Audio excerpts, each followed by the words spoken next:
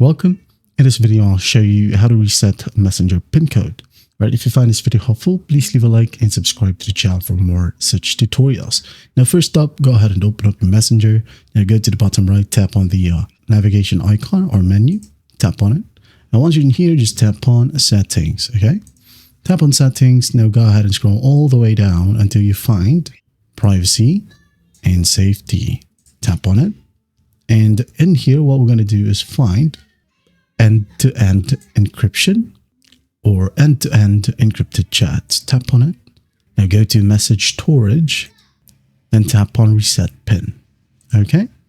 Now what you're going to do here is just go ahead and type down the last known PIN. Once done, it will ask you for a new PIN. So just go ahead and type down your new PIN. And after that, you're good to go. And that is how you reset your Messenger PIN code. I hope this video helps and I'll see you in the next one.